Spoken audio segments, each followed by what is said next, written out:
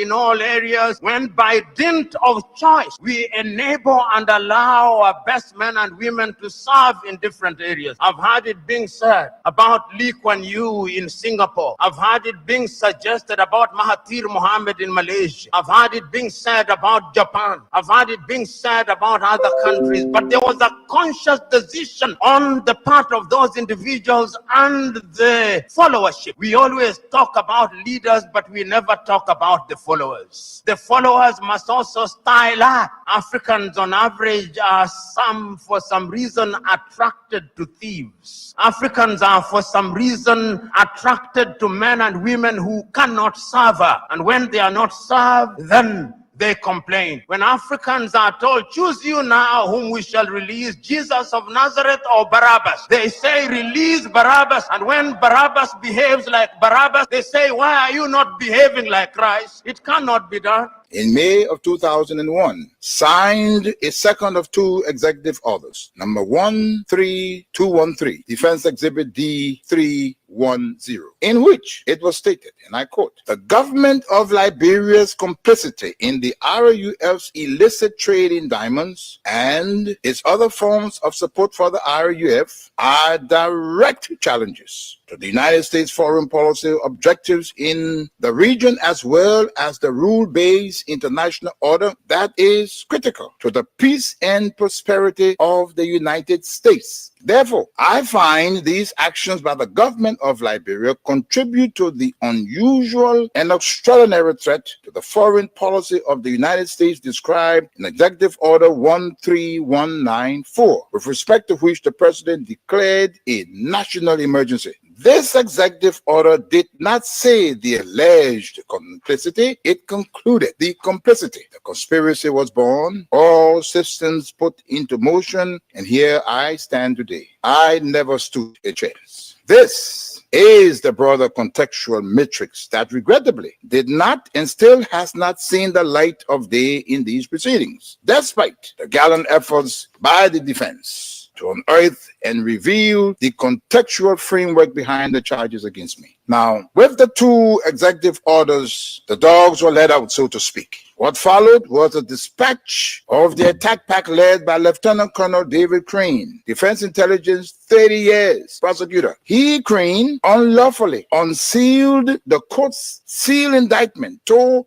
his handlers, senior U.S. government officials at the U.S. Embassy in Freetown, and was never held to account. The rest of the operational team are Colonel Brenda Hollis, Defense Intelligence, CIA, U.S. Air Force, Senior Trial Counsel, and now prosecutor. James C. Johnson, U.S. Army expert, 20 years on conventional and special operations, Chief of Prosecutions for the SCSL. Alan White, 30 years, Defense Intelligence, recalled from retirement to head up investigations at the Special Court of Sierra Leone. Stephen J. Rapp came on board as chief prosecutor for a short time of experience from Capitol Hill, where he served with the U.S. Senate Judiciary Committee sometime before. It came as no surprise to me that as a reward of sorts for Stephen Rapp's diligence in the execution of U.S. foreign policy objectives through these ad hoc tribunals, he was appointed U.S. Ambassador at Large for War Crimes issues. In support of the contextual framework of politics, on February 8, 2006, Lieutenant Colonel David Crane, prosecutor, appeared before a U.S. Congress Subcommittee on Africa, Defense Exhibit D404, and spelled out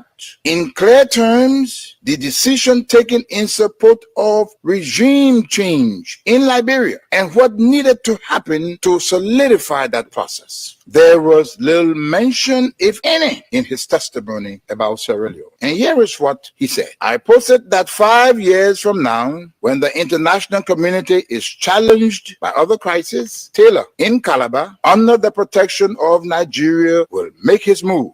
We will wake up one morning and watch on CNN as Taylor rides triumphantly down the main street in Monrovia to the executive mansion, daring all of us to come and get him. Unless he is handed over to the special court for Sierra Leone, this scenario is not out of the realm of possibilities. He then asked, how do we assure Liberia's future? And he answers that. Ultimately, he says, what we do about Taylor in the next several weeks will will determine the fate of Liberia and the new administration of its president, Ellen Johnson Sirleaf. Crane then sets out several plans, two of which I'll state here. He said, first, hand Charles Taylor over to the Special Court for Sierra Leone for a fair trial, his kind of trial.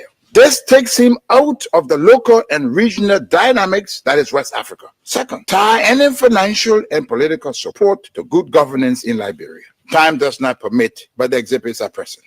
Not even the Nigerian nation was spared from threats and intimidation, as explained by Femi Kayode, press secretary to President Obasanjo, the Nigerian head of state, who was with him in Washington when President George W. Bush promised, and I quote, to bring Nigeria to its knees if Taylor was not turned over to the special court. And what happened? Obasanjo buckled and capitulated. Now, this demonstrates the significant pressure that was brought to bear on President Obasanjo, irrespective of his personal and leadership obligations to the West African sub-region. And therein lies the dilemma.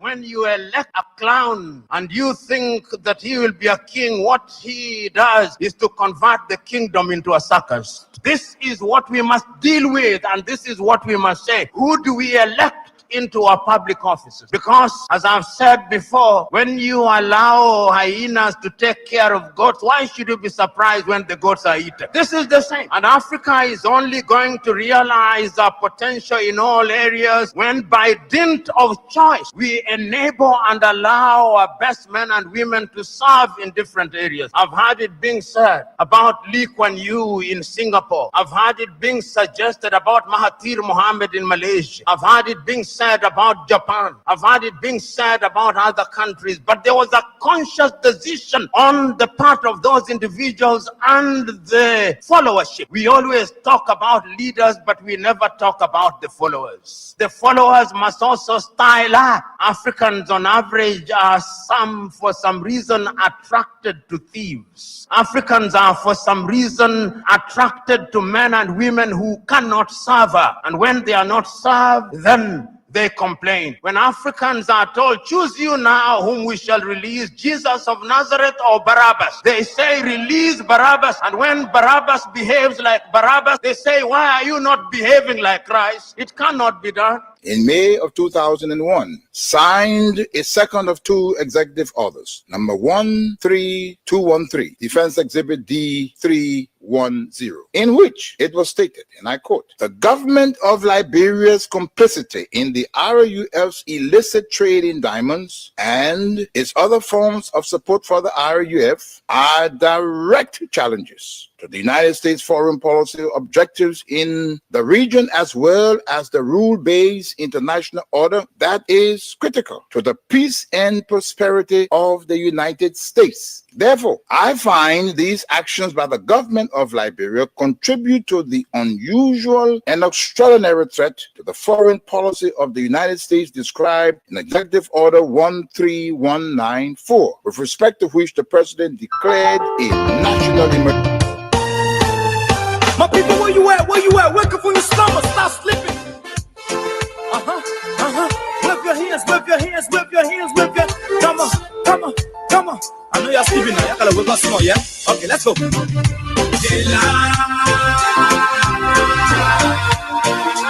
people fool us.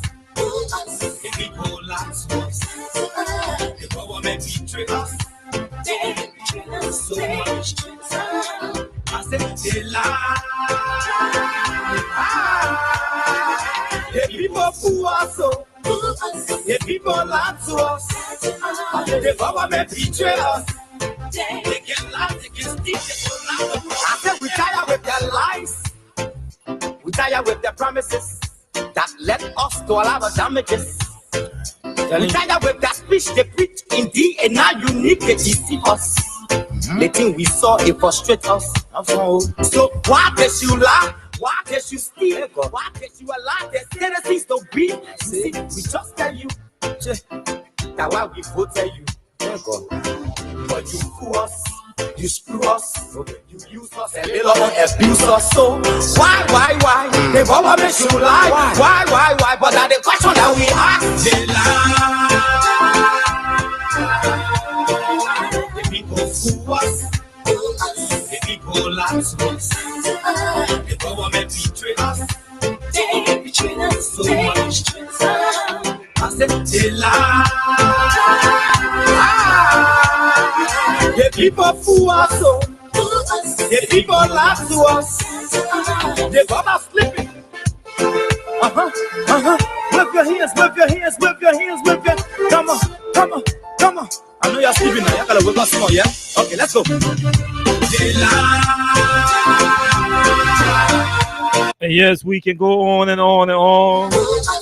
Just as the moment passes by, just as the events continue to unfold in our republic, just as the government continue to exhibit the people who are so, the people lie to us, or incapacities to lead, just as the people continue to yearn for change, for better living conditions, we tire with the promises that for the protection of their lives, we tire with that speech they preach in the and the provision of basic social services. We saw it frustrate us.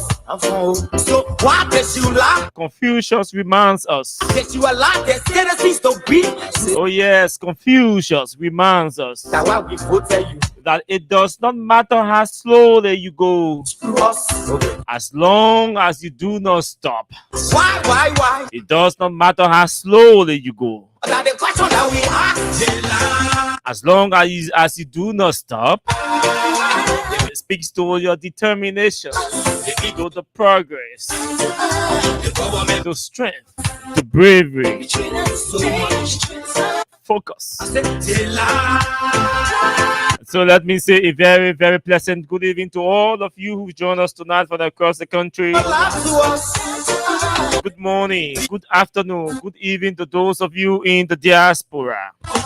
no one to trust. Our friends, people, our fans, our followers, our critics, I'm telling you, and even those of you who do not like the things we say and the way we say them. It's good to have all of you joining us tonight. The people tired with their rhetoric. The people tired, they tired. You see the reason why we ask why the government betray. They have enough for time, but yet As always, a lot to talk about tonight on the show. crying for hunger. The eve of the holiday, just too many things. We have a long list of issues that we intend to exhaust tonight. So Since tomorrow is holiday, and normally we do not do political shows here on holidays. And so we have to exhaust all of the different issues that we've been thinking about, that have been pondering. We've been pondering over. It's good to spend our time exhausting everything tonight. From the legislature. So now we want to place emphasis and spend some time talking about police corruption and police crimes across the country. The wave of police corruption and police crimes all across the country. These are not good signs for our country. All of you listening to us tonight and watching us, you have your own experience or different experiences about police corruption, about police crime. You can spend time cataloging all of the different incidents that you have encountered in your different areas. Whatever the case is, tonight let's talk police crime, damages. police corruption. We tired with that speech they preach in the and now you need to deceive us. The police say they have brought in alcohol testers. Why this? Alcohol testers, but there is something that caught my attention about the post that was made by the media advisor to the police inspector general Sam Collins. You screw us. So we want to talk about that. Alcohol testers in the country. The police said they brought in 25 pieces of alcohol testers. The question that we ask,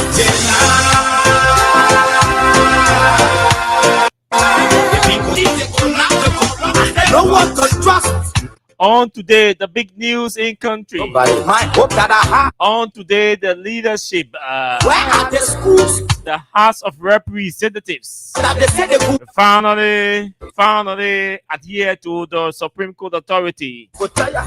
to the ruling of the Supreme Court, and to all of us who stood firm Come on, yeah, then stay the delay. on the backs of the government, People crying for hunger. day and night, Your vision ain't beating on the backs to do the right thing, oh. to do what the laws require of them. So why Finally, today, the right hand I want of a man who had long wished to be speaker was raised the people who was and sworn into office the government betray us. by the sergeant at arms. Somebody want to ask, what is the difference? What is the difference between the two? The first lifting of hand and the second one, The government betray us. and the swearing in to the office. Yes, there are differences that we are going to talk about. But whatever the case is, yes, we have a new speaker, legitimately elected by members of the House of Representatives. You may call it long overdue, you may call it a waste of time. Whatever way you choose to describe the election of a new speaker, Indeed, the record shows that a new speaker has been elected. so it frustrates. Just before coming on the radio, we received breaking news. You still go.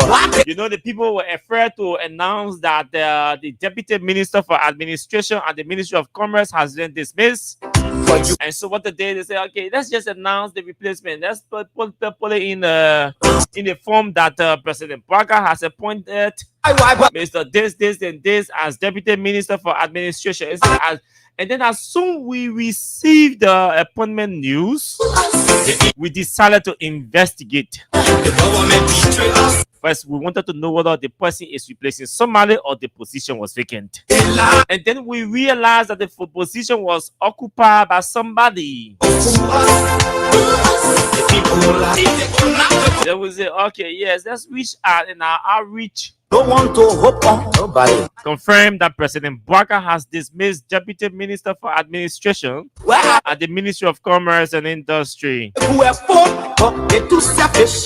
Go. We will talk something about that. We're able to gather a lot about the incidents, the reasons that led to her dismissal, and all of that. Delay people suffer. But again, when your sources are giving you information and they say, my man, hold on, do not go in this direction. Attention to them. Go in this direction. Wait for this. Nothing to show. Nothing. So what? And from right, interestingly, we're getting our news from right inside the executive mansion. Right in the seat of the executive mansion, folks. The people who was. So no problem. We will listen to our source from the executive mansion, and we will say we will move in the direction that our source wants us to move in. We will hold on to some of the things we wanted to say, but we will say some of the things we want to say as well. The government. You need to know what led to the dismissal of the Deputy Minister for Administration at the Ministry of Commerce. Just a lot to talk about, folks. What is going to change in the legislature, in the House? What has changed in the House? Is corruption going to fade away?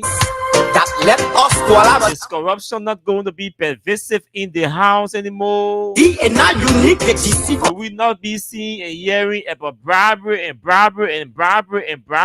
the House anymore? Why did you allow the citizens to be?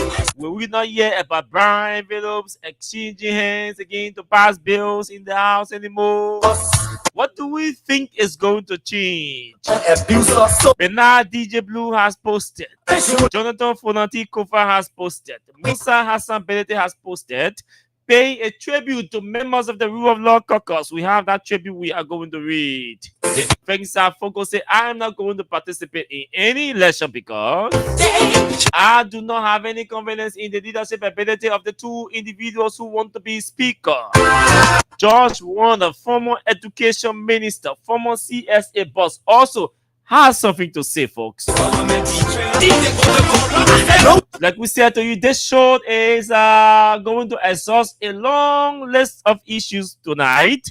So where are they? This show is proudly sponsored by Crime Stopper Liberia, Who Yansheng B, yeah, have and it's in partnership with Radio Entertainment Liberia. You see the reason why we asked what Very shortly, we take a break from our sponsors. When we come back, we go to our Facebook Live to welcome all of you who've joined us tonight on the show. your vision and your mission, your And then we move into our discussions tonight. All of the different issues that you need to know. nothing.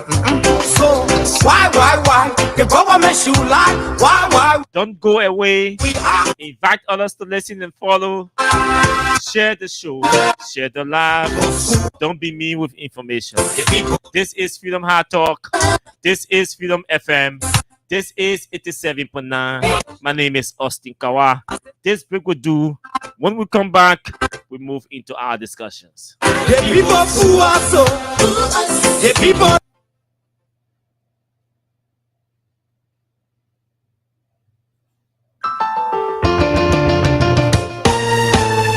My people, where you at? Where you at? Wake up from your slumber, stop sleeping. Wave your hands, wave your hands, wave your hands, wave your. Come on, come on, come on. I know y'all sleeping.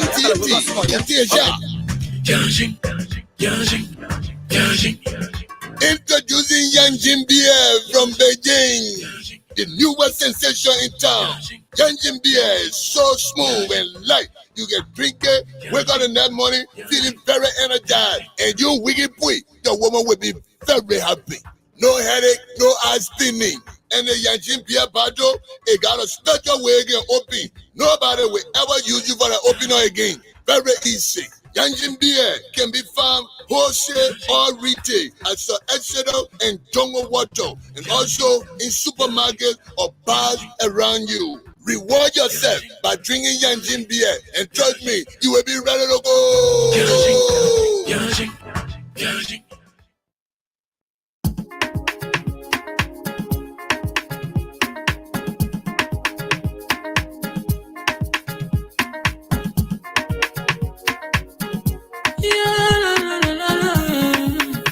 It's about musical.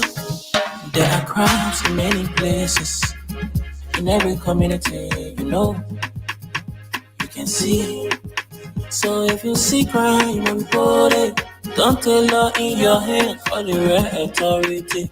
That it can't take care of it. Crime Stopper here for us, bringing safety to your door. Whether you rich or you poor, if you see a you must talk it. I mean you cheche. You wait for your safety. If you see it, don't keep it. You must call to report it. Crime Stopper, the people bringing safety to your door. Crime Stopper, stopping crime and making peace for them before. Crime Stopper Liberia, from the center to interior. Crime Stopper, keeping us safe, they're stopping crimes for all of us. Crime Stopper, the people bringing safety to your door. Crime Stopper, stopping crime and making peace for them before. Crime Stopper Liberia, from the center to interior. Crime Stopper, keeping us safe, they're stopping crimes for all of us. Crime Stopper Liberia is your community crime fighting partner. Don't take the law into your own hands. Remember, if you see a crime, report it. This is a message from your own self, Old Man Sam Sion. Crime Stopper, the people bringing safety to your door. Crime Stopper, stopping crime and making peace for them before. Crime Stopper Liberia, from the center to interior. Crime Stopper, keeping us safe, they're stopping crime for all of us. Crime Stopper, the people bringing safety to your door. Crime Stopper, stopping crime and making peace for them before. Crime Stopper Liberia, from the center to interior. Crime Stopper, keeping us safe, they're stopping crimes for all of us.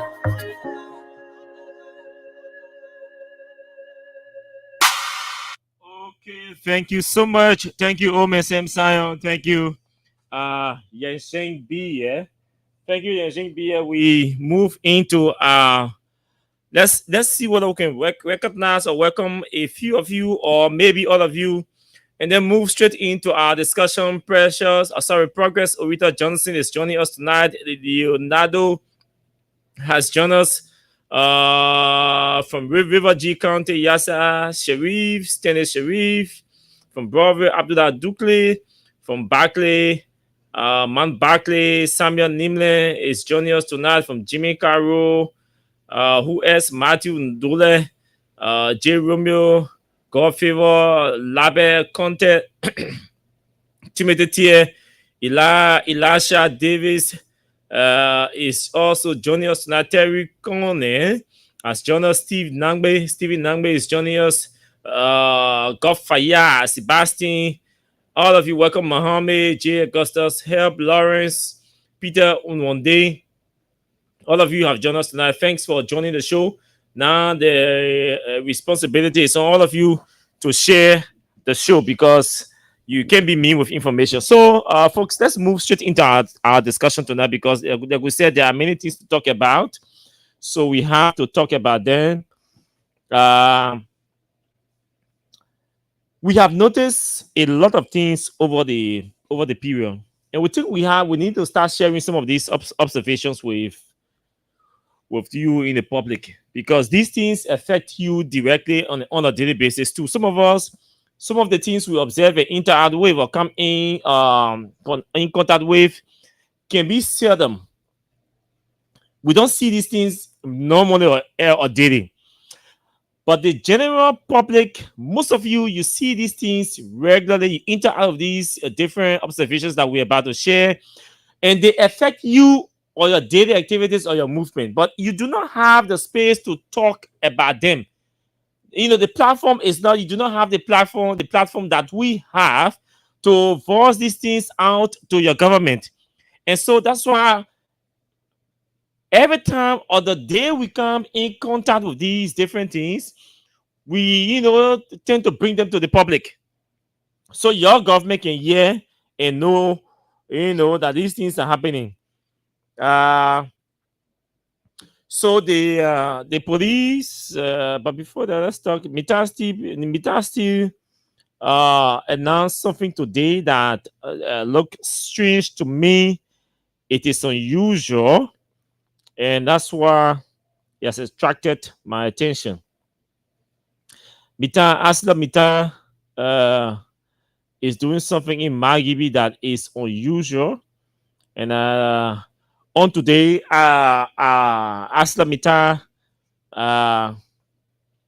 was praised by citizens in Magibi, particularly around the Habia area, Kakata, the Firestone area to be precise. And the team had gone there to launch the rehabilitation of, I'm told, that's 28 kilometers of road. 28 kilometers of road rehabilitation works. They are going to launch that today in Magibi County.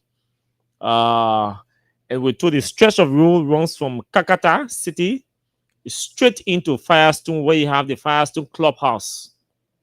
That's near Cotton Tree, the Cotton Tree area. Those of you who know that area, you know what I'm talking about. There's a back road there that comes from Kakata and straight into Cotton Tree, into Firestone Cotton Tree. So they say, so that's the stretch of the road. So Mitasti is going to rehabilitate that road from Kakata straight into the Firestone Clubhouse near Cotton Tree. And we're told that this project, they're going to spend about $500,000 to rehabilitate that road.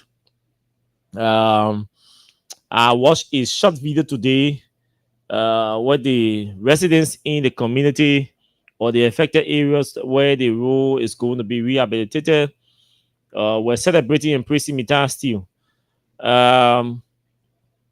So someone may ask, well, we've never heard you talking about some of these bigger industries like Mita Steel and all of that. Yes, we'll not usually talk about these companies because they have their corporate social responsibilities. They have their corporate communications people that are supposed to do all of their communication, manage all of their activities.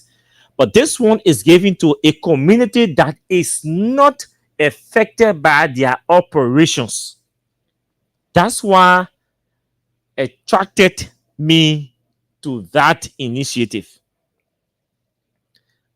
Mittal Steel's operations are in 3 counties: Nima County, Bonk, and Grand Bassa. Those are the 3 counties that are affected by Mittal's operations. So to see a company leaving from her comfort zone and investing over or a little over 500,000 US dollars in a country that is not affected by her operations says a lot, and it speaks volume. And I think this worth talking about. If we can have companies using their corporate social responsibility funds to reach out to counties that are borrowing the affected counties or counties that are hosting their operational area operations, I think these are good initiatives that are worth talking about. A follow exposes Mittal's willingness to stay. It speaks to their willingness to stay in your country and expand and do better. And that's why they had told some of my colleagues, that 2 of them are lawmakers, and they were like, "My man, the people, blah blah blah." I said, "Look, let me say this to you." And I think I posted that on my page. The essence of coming to power to lead is to change. It's not to escape. And I said in that post that rejecting an agreement that is supposed to see us investing over 200 million just in cash annually in a country that is struggling to reach her budget to 1 billion. This is not a deal or a proposal that we are supposed to ignore. This is a proposal that we have to sit down on the table and carefully scrutinize this proposal and give it a try. This is an opportunity for us to right the wrong. This is an opportunity for us to ensure that the things that we accuse Mittal of not doing, this is an opportunity for us to compel them or force them to do.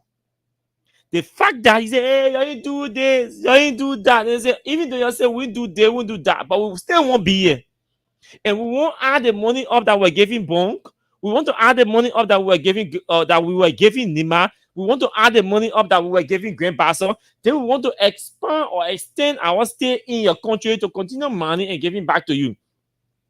Our responsibility now as a people and as a government is to say, "Okay, we hear you, bring the proposal." We sit down and review, look into the proposal.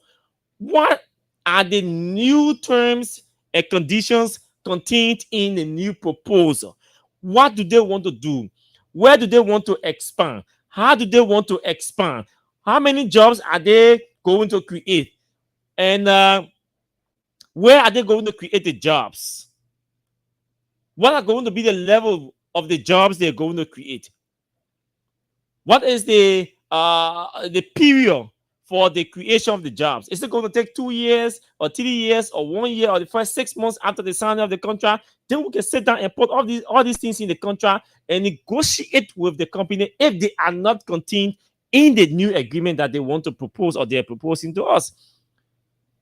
For me, in my mind, that's how a responsible government is supposed to negotiate and say, "Go, we don't want you," or use propaganda and say, "Go, we don't want you." Metal Steel can never be 100% perfect. Never. There is no perfect industry operating in the world. Not one. Point to one. They say, this is an industry. This is a man they engage into mining or refining, gold or refinery, or point to one that is perfect without any labor issue or any infrastructure issue or any safety issue. Point to one in the world, including the great United States of America. Just point to one. Say this company has no flaws. Just point to one. So we here struggling now. We should be less of our French partners, our American partners, our Turkish partners, our German partners, our Indonesian partners, our different our Asian partners, our Chinese partners, to ensure that their investment here meet best practices that will help us to grow our economy, increase employment for our young people, provide skill training to vocational education to our young people, that at least they can have a skill to survival. Even when the company leaves tomorrow, they can still survive because they were able to acquire skills. For me, in my mind, that's why I think we should say, hey, Mita, sit down, let's talk. No, what you offering, we not agree. Put it one there, put it one there, put it one there, put it one there, and put it one there. It's called negotiation. You can't say let's run away. So Mita, on a serious note, to even leave Nima and Bong and Grand Bassa and go to Magibi to invest 500,000. We hope they are going to work closely with the Ministry of Public Works to do proper evaluation and assessment of the project or the proposal, and the company that has been hired to do the work, follow the procurement processes properly, and ensure that the contractors do not delay with the work, and to ensure that the amount they have announced is not just a figure in thin air, but it actually meets it's actually going to affect or be invested in the project to ensure that a good work is done on that road. So again, kudos to them. I think this is a win-win situation. The people win, the government wins, Vita wins. You know. So let's transition to something else. The police also announced today, where is Sam Collins post? Okay, so on today, let me make sure we don't shift. Okay. So yeah, so we can go into this. I want to keep everything about the police. I want to keep it last. So let's go into capital building. We'll talk everything about the police. I want to keep it last because I know Liberians will be highly interested in this thing. So yeah, so that's it for that. And so on today, we witnessed the election of a speaker. We said a lot about that on yesterday. And so I'm not too sure we're going to go into detail again. But there are other issues that I want to talk about the election today. Everybody is aware that a new speaker has been elected. And we are also aware that we made a number of proposals to the government. We made a number of proposals to the lawmakers, all of the actors. We disagreed with the manner in which you announced Rachel Kun as speaker. We told you it's going to harm the integrity and reputation of the country and our democracy, and that it was never too late to correct the wrong. There's nothing called ashame in correcting the wrong. There is nothing called I am shame in correcting the wrong. If you make mistakes and the people say, no, you're wrong, and the mistakes must be corrected, you have to muster the moral high ground to correct the mistakes. People who accept their mistakes and take correction are responsible people, are mature people. So I'm not going to join others who say, oh, yeah, I'm not interested in that. Here's what I'm interested in moving forward. I'm not interested in going back. I'm interested in moving forward. I listened to the former speaker today. He was asked a question about ongoing investigations. And he said he's going to leave that with those who are doing the investigation to ensure that the allegations that were levied against all of those who have been investigated and interrogated can be established. Those who have not been indicted can be indicted or not if there is no probable cause for indictment. And those that were indicted but there are no sufficient evidence to prosecute them, they have to go to the court to not prosecute the case. The reason why we want a leadership in the House is because the legislature plays a pivotal role in the governance structure of our country. And we're driving to town today with two of my gym brothers. I was telling them, I say, hey, gentlemen, the legislature, our system of government we have here, the legislature is important.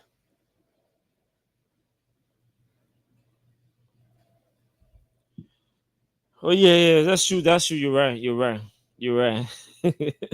You're right. You're right. Don't worry. Yeah, you're right. I got it. So yeah, so this is what happened today. So about the Zoom day, President Barack makes additional appointments in government, May 13, 2025, executive mansion, blah, blah, blah, blah. President Joseph Yman Barack has made new appointments in government affecting the Ministry of Commerce and Industry and the Liberia Intellectual Property Office. People, those appointed are Ministry of Commerce, Mr. Tanun Jeke, Deputy Minister for Administration, and then Ms. Jamus Pinke Bana, Deputy Director General for Industrial Property at the Liberia Intellectual Property Office. So just after those appointments, we decided to run some negotiation, some investigation. And I can say to you that there's a serious fight within the Unity Party. I can repeat that. And that fight is not going to end soon. And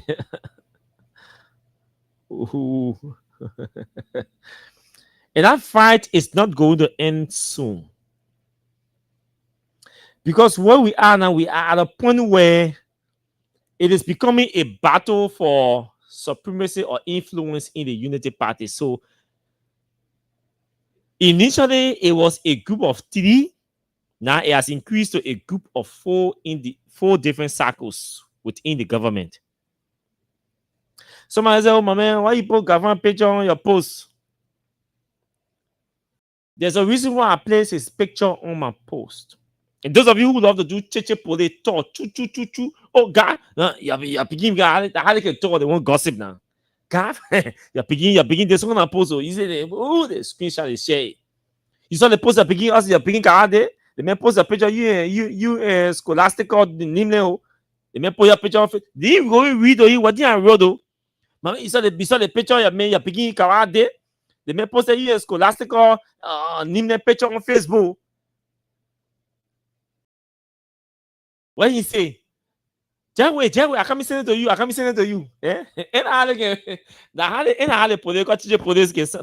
can sound right. So the political teacher will just grab it and say, "Gee," or he said, "Yeah, you saw what I begin to post on Facebook, your picture, you scholastic name." What he say? What I mean say again? I can't send it to you. He can't, because the political teacher did not even read what I wrote. He's only interested in the fact that government picture and along with scholastical picture are posted on Facebook. So he's not interested in the narrative or the caption. So he takes a phone and call, or she takes a phone and call to buy sympathy or glory from God. But here's the issue, which I'm more interested in. The Minister of Commerce is the wife of the former senator of Grand Cape County, Edward Dagose. She's called Madeline Dagose. Madeline Dagose has been a long-time friend to President Joseph Boakai. A long-time friend to President Boakai. All the years he was vice president, they were extremely close. Very, very close friends. I mean, they had it like that. And I think they still have it like that. Best friends, good friends, close friends. And then that's why He even no, Mr. Barker had always supported Madeline Dagose for any position in the Unity Party. All the time she contested for all the positions in the party, Joe Barker supported her because he always wanted his people into strategic positions. Joe Barker also supported Dagose for leadership in the women's Congress of the party. And then he sent her at the Ministry of Commerce as deputy minister.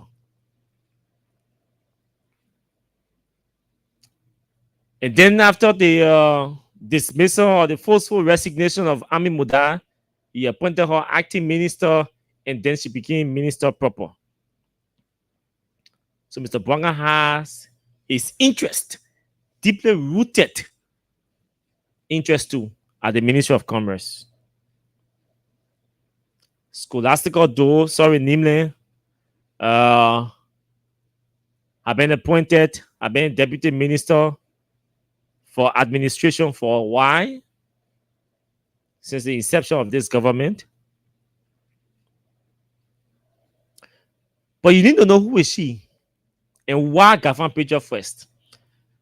Scholastical used to work at the Ministry of Finance. And I'm told from reliable sources that she was one of those who were recruited by Gafan and taken to the Ministry of Finance at the time he was there at the Ministry of Finance. And I'm also told that she used to be at the budget office. I've not been able to confirm whether it was Gafan who took her there at the budget bureau, but I'm told reliably that he recruited her and took her at the Ministry of Finance. And she grew up in the Ministry of Finance to the extent that she became deputy controller at the Ministry of Finance. And then she transitioned to the NRA. You remember when they separated the NRA from the revenue component from the ministry, and then took the Ministry of Planning, and took it to finance, and became Ministry of Finance and Development Planning, and took the revenue and sent it to NRA. So she transitioned to NRA. A seasoned accountant, a tax technician at NRA, where she was recruited from and brought to the Ministry of Commerce as Deputy Minister for Administration. At NRA, I'm told that she was director. Is it director or manager? It should be director for tax or real estate tax, sorry. So she was the head of the real estate tax division at the ministry at the Liberia Revenue Authority prior to her appointment as Deputy Minister for Administration and Commerce. If you look at the salary grade, she was making more money at NRA than as Deputy Minister for Administration and Commerce. That is not arguable. I said, if you look at the salary, she was making more money at NRA as head of the real estate division compared to a Deputy Minister for Administration. So she left that job to come and serve a political appointed position. In the ministry, I'm told, yes, people will have their different issues, but professionally, I've not heard anything from any employee in that ministry about some professional ineptitude or misconduct and everything. No. Nobody will come to you and say, oh, the woman is unprofessional. Oh, she's not educated. She's not smart. She doesn't know the job. Oh, no. Everybody will just say, oh, she's a smart lady. She's good at her job. She's a workaholic. She takes her job seriously. She does not joke with her job. She does not joke with delivering on the job. You'll have all your other issues, different issues, but when it comes to the job, she takes it seriously. And we are told, this is where, so when I use Gafan picture, that's the reason why I use Gafan picture, right? And she and Gafan picture. So you who are carrying up, that's the reason. So when Madeline Dagose became Minister of Commerce, we told that they could not get along. Why they could not get along? My source has advised me to wait. But I'll say small, then I'll wait. Since tomorrow is holiday, maybe I'm sure on Thursday, all of our details will be in our possession, and then we'll tell you why they could not get along. Because there are some hard things that not anybody will want to say but for me, I will say it. Thursday, I will say it. Yeah, there are some hard things. Even the relationship with she and Mr. Braga, who is the president of our country, I'm going to say it. I will say it. Yeah, we'll have to see it. So that has been the issue. So they could not get along because of work ethics or maybe understanding of certain issues. The one I want to use is incompatibility. They were just not compatible. They were just not professionally compatible. That's the phrase. They were not professionally compatible. They could not professionally relate. Technically, there were a serious glitch between the two individuals. They could not connect. Is that you telling somebody, Mama, you know what happened? This figure has to be reconciled, and the reconciliation has to take place. Nothing beyond 2 o'clock, because we have to meet PPCC deadline, we have to meet IA deadline, we have to meet GSC deadline, we have to meet this other institutions deadline. We have to submit a copy to the legislature. And the party tell you, no, let me call the party chairman and see what he thinks about it. So you see, so there was a gap, a professional disconnect. Yes, I'm getting the words perfectly now. There was a professional disconnect between the two. A complete professional disconnect. A complete breakdown of professional understanding, technical understanding of some critical matter, critical issues. And so they could not get along. And as a deputy minister, obviously, the boss should be the boss in a political arrangement. But when it comes to certain things, the boss has to listen, because the deputy is the technician. You are the deputy is the technician, or is more like, has more technical knowledge and technical understanding and technical supervision of certain operations. So you have to listen. In this case, we are told that the Minister of Commerce, I have not reached out to her, so we are told that there was a professional disconnection between the two. As a deputy minister, and administration is normally the biggest or largest department in most of the government entities based on their structures. And so, as a deputy minister for administration, you have oversight over HR, finance, procurement, just a lot. So there are many departments under you. Or just different departments. Almost all the departments will be under you. Almost all, except for industry, except for commerce, and all of that. So there are issues. The daily operations of the ministry will definitely rest on the shoulders of the deputy minister for administration, because it's in finance, it's in procurement, it's in HR. These are the three engineering departments of the ministry. And the head for that is the deputy minister. So it means there has to be a strong connection, professional connection, a strong professional understanding of the issues, technical understanding of the issues, and the operations of the ministry and the different transactions going on, their daily transactions. Once that connection is not there, there's going to be an issue. So from the professional side, which I'm advised by my source to talk about, I will talk about the professional side. The personal aspect, we reserve the personal aspect for Thursday.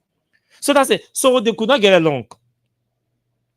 Madani believed that, hey, I'm a party executive. So she was always running to the party. Her old-time friend, Joe Braga, she was always running to him, complaining. She has his telephone number. She will call him directly. She can call him directly and talk to him. She will call anybody in the executive mansion and carry the phone to him. She will send text. He will reply, all this kind of. So she has that direct contact with the president.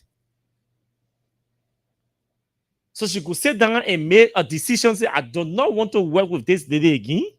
Even a governor tries to intervene, I will not listen. I'm not working with her. You'll find a different deputy. And so the pressure came from her to the party and to Braga. And at the end of the day, Braga had to bow to the pressure, the internal political pressure in the party. And then she had to leave. She did not leave because she stole, because she does not have a history or record of stealing. All the places she worked. She's a straightforward person. The other one I want to have, but I want to get that for that one. Because in our say, I got my attitude, so that I can't speak to nobody. Say, I just want to do my way I go. So everybody get their own attitude. Joe Braga said, get attitude. Yeah. So that's it. So Thursday we'll go with detail the personal issue, but it is deeper than just the professional issue. One person issue is strictly professional and technical. The other person issue is strictly ineptitude and political. So that professional and technical issues versus political and personal issue, or political and ineptitude issue that we have to deal with at the Ministry of Commerce. Now, you know, the men say, so Richard Kun is now the Speaker of the House of Representatives. Or arguably, yes, he is the Speaker now of the House. But yes, a few questions I'll ask him. These are what I'm interested in. I was going there.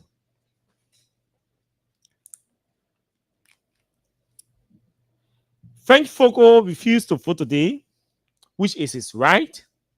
But I thought he could have considered the decision or the quest or the expectation of many of his supporters. But again, that's the House. It's a political place.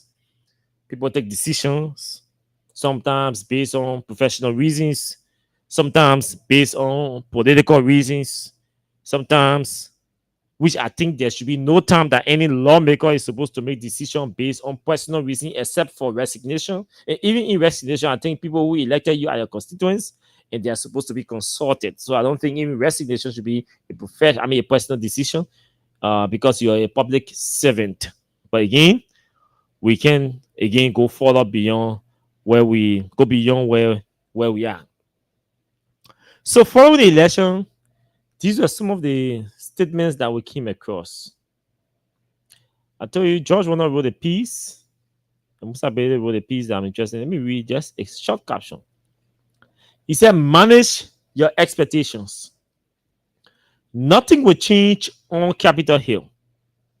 As it was in the beginning, so shall it be forever and ever. This is Liberia's former education minister. Manage your expectations. Nothing will change on Capitol Hill. As it was in the beginning, so shall it be forever. Musa Belete also posted, and he said, we lost an election, but democracy has been restored to the House of Representatives. Liberia wins. The rule of law wins. Democracy has been restored to the House of Representatives. This portion is questionable. There's no empirical facts. There's no empirical fact or data to convince anybody that democracy has been restored. The first thing, the process today that even elected Richard Kun still remains questionable. There are some who believe it was a politically stage-managed election because we saw the numbers remaining consistent from both sides or on both sides. So there are some who believe that it was a stage-managed election. It was a showmanship. That everybody came together and went inside and said, gentlemen, let's do it like this to show to the public that we are together, we are united, and not to make the mainstream and all of that. There are some who believe that, yeah, at least they went in the public, even if it was stage managed or it was a showmanship, at least they did it the right way in the public, just as they were doing it the wrong way in the public. Okay? But this is what Benedict wrote as a tribute, which is going to set the basis for our conversation. He said, a tribute to the rule of law caucus and the leadership of Speaker Kofa. In all that I am, and in all that I have done, I have never encountered a man whose calmness, intentionality, and work ethic match that of Speaker J. Fonante Kofa.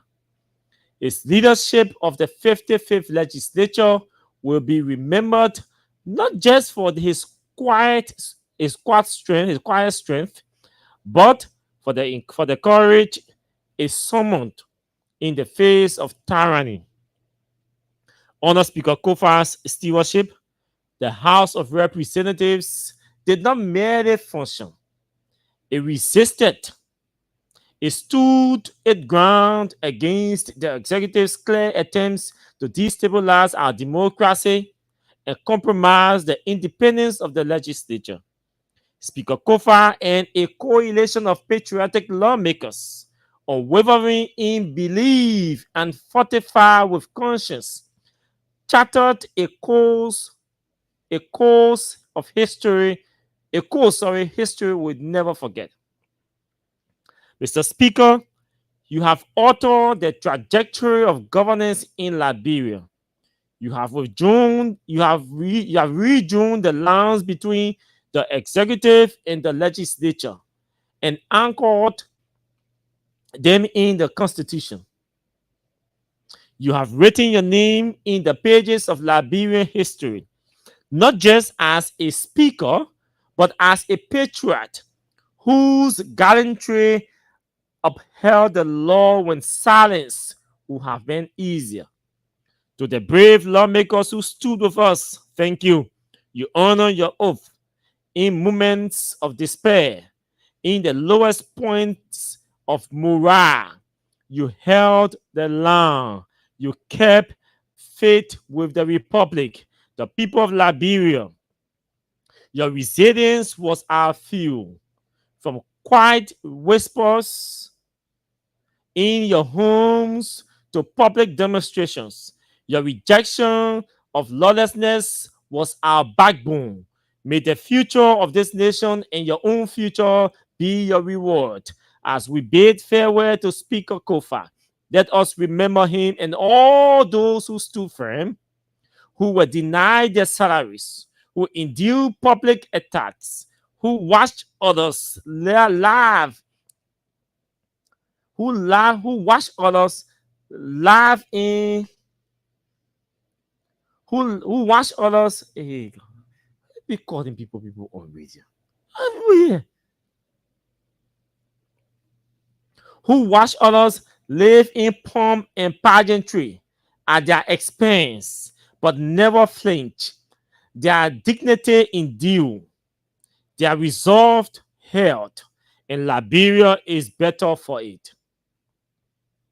I must also speak to my personal sacrifice. My business, built with over $7 million of investment, was harassed, dismantled, and handed over to others under the directive of the government. I was told I could be returned. I was told it could be returned if I abandoned my stance at the legislature. I refused. I reminded myself that my business did not make me. And though my company was disrupted, my conscience stood firm. I choose principle over profit. I choose country over comfort. And as this persecution unfolded, led by the Unity Party government, I reflected on the days I served faithfully under the banner of that very party. I remember Madam Ellen Johnson Sirleaf and the opportunities her administration gave many Liberians, including me, to thrive in business and service. Today, sadly, that legacy is being undone by those who inherited her party. but the spirit she instilled in us remains unbroken. This chapter is nearing its end.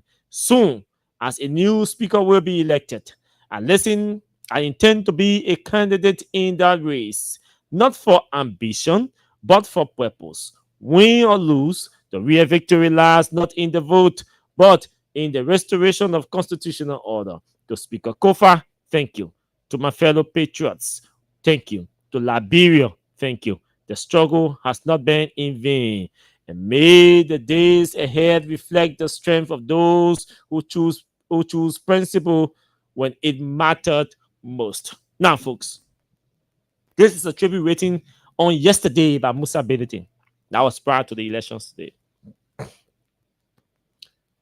You see, for me, all my things I do, I'm deeply concerned about democracy. I'm deeply concerned about the pillars and the foundation on which our democracy stands.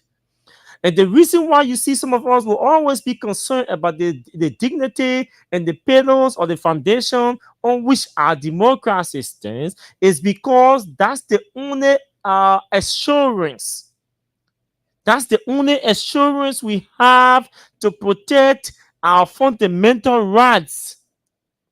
The right to free speech, the right to free expression, the right to free movement.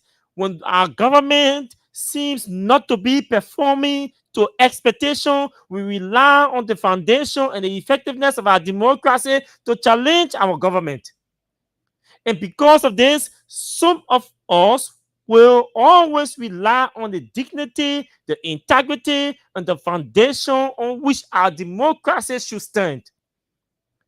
And these foundations of these pillars on which our democracy should stand can only be protected by a body. That body is called a branch according to the structure of our governance. And that structure or that branch is the legislature. Because that's where the power of the people or the powers of the people are inherited. Particularly the House of Representatives. So when you see some of us standing firm with Fonanti, it was not because of Fonanti as an individual. It was because Fonanti was on the side of the law. If Richard Kuhn and Thomas Fowler were going to be on the side of the law and Fonanti on the other side, some of us were going to stand with them because they were on the side of the law. Look, when the powers or the pillars that is supposed to host the power of the people, when that pillar is being publicly seen, when that pillar is projecting disgrace, when you sit and see disgrace, shame, ineptitude, irresponsibility, or irresponsibleness oozing out of that pillar that is supposed to host the powers of the people, it becomes scary. People with jitter, good people with jitter. And good people will not just jitter, but they will stand up and rise up and move in to face the oppressor or those who are disrespecting the foundation or trying to shatter or destroy or damage the foundation on which our democracy is supposed to stand. That's what some of us do. Why do we want a strong, independent legislature? We want a strong and independent legislature for many reasons.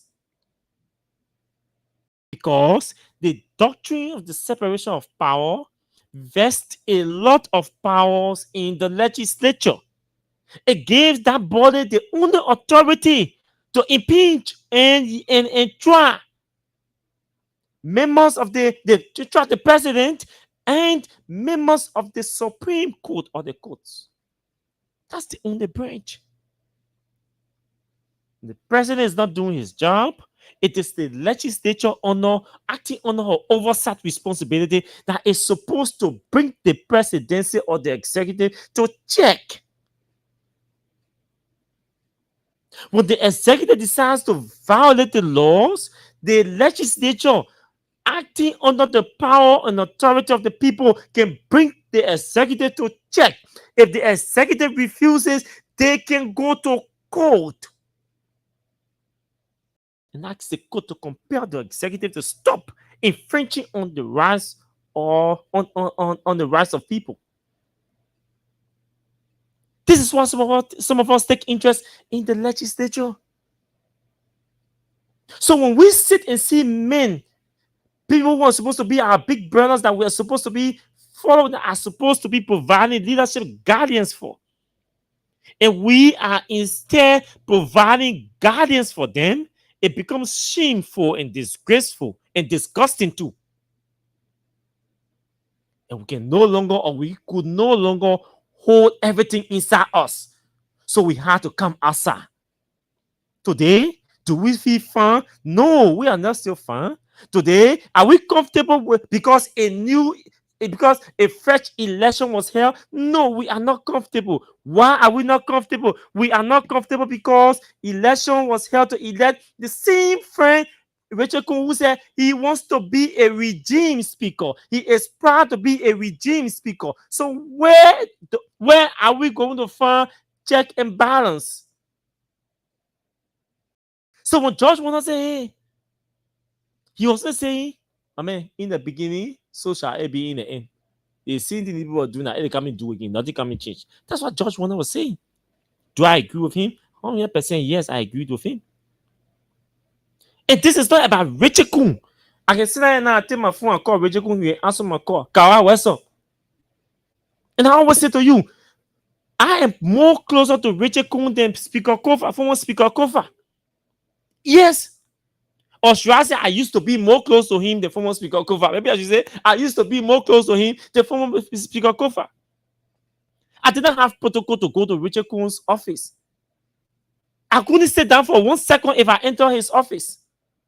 No, I didn't have that protocol. I could walk in his office anytime and we have open conversation on any issue, including Drew Bennett. So, man, this is not about Richard Kun now speaker. Because if it's about Richard Kun, I'll be the number one sell out in the media, running around with him pressing because he's my friend. Huh? But when the rule of law becomes threatened, then we say friendship. Hey, Richard Kun will not protect me because I'm his friend if I violate the laws. He can't. He wouldn't protect me. No. So we made a big mistake. We have internationally embarrassed and disgraced our democracy and disgraced the reputation and should I say harass or expose the weakness of the capacity of people we send to the house. That's what we've done. Is it going to change? Has it changed by the election of the speaker? No. Even Richard Kun knows that nothing has changed in the house just by his election. What is going to change? If we start to see critical voices in the house being given the time to express the disagreement or the dissent against the government and against issues that go into the house without being strangulated on the floor. We will be convinced that things are changing when we start to see Richard Kun not branding himself as a regime speaker. Because we do not want a regime speaker. If anybody wants to be a bag ball to Joe Barker, go to the executive mansion and take your floor bucket and start raking the floor. And start mopping the floor. We didn't send people to Capitol Building to be Joseph Barker bag ball. That's not why we send people there. We have to see this. Our lawmakers should be people of high moral standing. High moral standings. How I want to. We need the three branches of government to coordinate. The speaker is supposed to be the friend of the president, same as the chief justice, the deputy speaker, they put them. But they are not supposed to be a bag, boys, and girls that he is supposed to take a phone and take to them what he wants.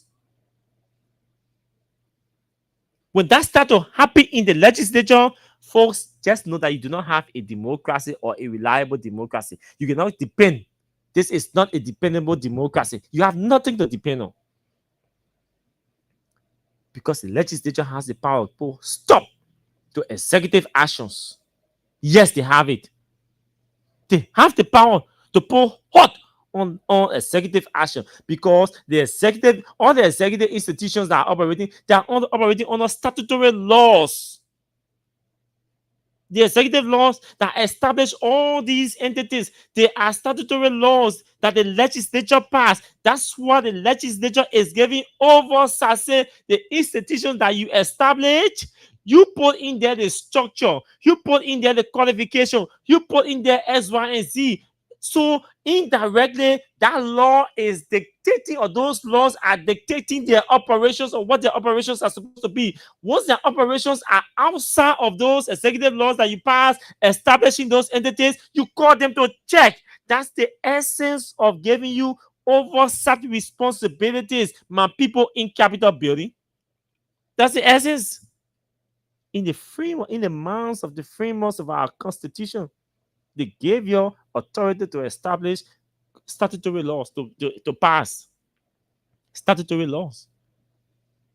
So you establish a statutory institution, you give them mandate or mandates. You give them, you draw lines. Say these are your scope of operations. You can go beyond. If you're operating below, it means you're ineffective. We can call you. But when the legislature that is supposed to be exerting all of these strength, all of these oversight responsibilities, and all of these authorities say, no, we are subjugating our authorities to the executive mansion. Take it. We are useless. We don't need it. We don't have brains. Just take it. Call us anytime. Tie rope on our necks.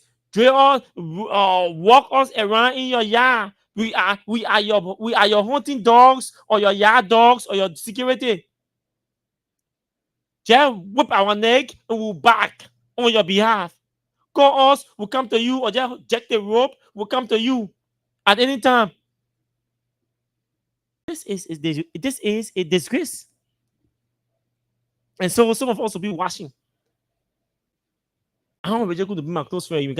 I can't start chastising, so I don't want him to be my close friend. He'll be my friend. What's up? But yeah, until I can see Rachel Kuhn exercising leadership in our house, I don't want to get close to him anymore. We'll be cool. What's up, Chief? We'll be check here from a distance. We telephone friendship now. Telephone friendship or media engagements. Yeah, telephone friendship, media engagement thing. Yes, that's all. That's all. So keep it strictly professional until Rachel, when you start doing good, performing in a manner where I'm comfortable now, and I say, yeah, this is my friend. But we have to hold our friends' feet to the fire. We have to be concerned about what is going to change. Are we going to stop hearing about corruption in the house? Are we going to stop hearing about bribery in the house? Is corruption not going to be pervasive anymore? Are committee members and committee chairpersons going to be allowed to do their work effectively? Because these are some of the allegations. Is that when you hear committees in the house, that's the chairman. Are we going to see a budget that will be more transparent and accountable to the people, where there will be no hidden figures or in small corners in the budget to accommodate people's private projects and enrich themselves and men like Thomas Fala? Are we not going to see and hear these things anymore? Who can answer and tell me, yes, we will not see them? Are we not going to see people filibustering and all in the plenary under the guise that they are debating the issues, when the debate of the issues are not trickling down to the people? What do we have as a reliance? It's too early for anybody to say there will be no change or there will be change. We can only ask questions because I do not have any guarantee. Listen to the speeches, I do not have any guarantee. And the quality of the people that we see supporting, the leadership in the house, no, they don't appear to me that they are ready to chastise or engage or exercise independent and effective oversight over the executive. They don't seem willing to checkmate the executive. It means for the next 3 years, 6 months, the executive is going to have a free ride in the legislature. So where is the democracy? Where is the democracy? Your democracy is hinking. It's hinking. Your democracy is hinging now on the voice of the people and not on the legislature anymore. Your democracy is hinging on your voices, not the legislature. The people that will install position in the legislature to rest our democracy on that pillar has been broken. Where is the rule of law, which is another pillar that has also been broken? All the key pillars, security, where is security? Security is broken, unreliable. Security in this country is only for one group of people, not from the ruling class. Those are key pillars of democracy. Rule of law, security, the legislature. They are all unreliable. They are all broken down. Where do you go? You can't go anywhere. To be critical in this country, you have to be extremely brave and agree to be poor or be broke. This is the situation. But some of us will not get tired talking because we're aware that nothing is going to change soon. For the executive, it is already a mess. The legislature is already a big mess. The judiciary is already significantly compromised. Arm twisted already by the executive. And you want us to say that we have a democracy to rely on? No, we don't. Somebody call me and disprove me. Tell me, call me and convince me that we have a democracy to rely on when the legislature is broken down to ashes. The legislature is in the pocket, not even the briefcase or the suitcase of Joe Barker. It's in the pockets of Joe Barker. Every time Barker puts his hand in his pocket, he is playing with the balls of the legislature. It's right in your pocket.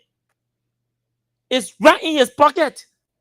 The judiciary is significantly arm twisted and compromised. We can't get anything significant from the current judiciary we have. And from the day we took telephone, we saw Joe Barker, legal advisor, taking telephone and calling a city solicitor, demanding him or instructing him. I stopped there. I'm not going to tell you instructing him to do what. Because under no circumstance that a president legal advisor that works only at the will of the president sitting in the executive and in the executive mansion in one small office near the president to be advising him on legal issues will take a telephone, place a direct call to a city solicitor, questioning him or intimidating him on the phone and instructing him to drop a case involving two private citizens, my people, Prophet Key and Judy Andy. He, the legal advisor, went to the press, could have found a regular press briefing and said, I call him. That was the end of judicial independence in our country. Or that was a practical revelation of significant judicial influence or influence in the judiciary by the executive. Where is the legal advisor? He's still here. The Ministry of Justice has become a mess. To the extent people say the Ministry of Justice is there, that ministry does not have lawyers. That ministry has political party members, political party cadres. Today, The Minister of Justice advised the president against, contrary to the interpretation of the Supreme Court ruling, that led us and further exacerbated the problem and convinced the Senate to do business with the House of Representatives. Unquote. The man is still Minister of Justice. In serious countries today, there is a mass citizen protest before the Ministry of Justice for Oswald resignation. Because if Oswald had told the president, had interpreted the ruling from the Supreme Court from his lawyering perspective, the president would not have continued doing business with members of the House. But he wrote an opinion informing the president and the government what the Supreme Court meant. It means that lawyer sitting as Minister of Justice is not qualified. He's not competent because he displayed ineptitude that led this country, or that could have plunged this country into chaos. Imagine Capitol building got burned and people say it's arson. The president. That's how grave lawmakers are being called to investigation. And you think they think what you were doing, you were joking? You were joking with the peace of this country. And today an election is held for a new speaker, and everybody say, oh yeah, everything okay now. Let's go home to sleep. Do not go to bed. Everything is not okay. Lawmakers are still being investigated. They were going to use that case to tar them from making critical statements in the House. As soon as my man, we won't tell you, we have additional questions for you. Political intimidation. That's why these lawmakers now will have to elect a way for this say the government now must invite international investigators to come in with all their detectors and come and do a forensic investigation. A certified fire investigator or investigative firm. Because lawmakers are being framed, intimidated, harassed, threatened. People are stuck behind South Beach, that dirty stink place. All in the name of politics. So it is not over. Tomorrow is National Unification Day. What is there to unify? What is the symbol of unity, of unification that this government has projected, has showcased nationally? There's nothing. So we all will engage tomorrow in our individual programs and activities to unify or unite ourselves. But there's nothing. And somebody said because Rachel Kun is elected now, then all is well. All is not well. There are bigger things behind. Civil country also to they're not Minister of Education, or Justice anymore. It means everything he wrote was wrong, lie, and a misinterpretation to the president. And he's still Minister of Justice. Flying the street with serene. And some people clapping for him. The Minister of Justice misinterpreted a Supreme Court opinion or Supreme Court ruling that is supposed to inform your decision as president. The interpretation he gave you turned out to be a wrong interpretation of the law. Today, that Richard Kun definitely subjecting himself to an election. And also, is still Minister of Justice. People need to call for that man's resignation. He can be Minister of Justice. He should not be there. Even the man who calls himself President of the Bar Association has to resign. Because everything they were supporting today turns out to be different. The guys have gone back and subjected themselves to the legal process or the legal way it is supposed to be done. Even as that, the election was held, they could not pass for the TV. But they've been telling Joe Baga said they get 50 signatures. How deceptive these people can be to the ordinary people who continue to support them in elections.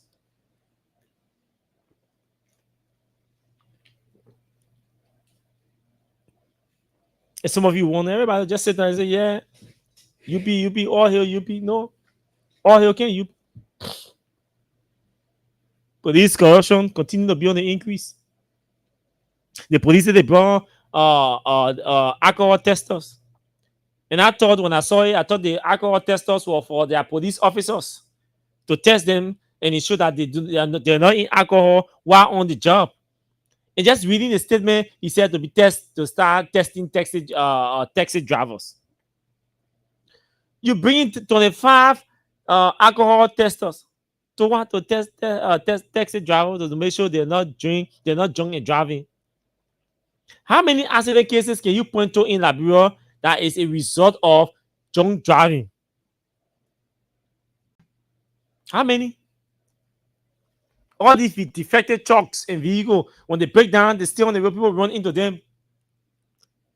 You should be thinking about bringing in more road safety equipment. More road safety equipment. In the country, we need more.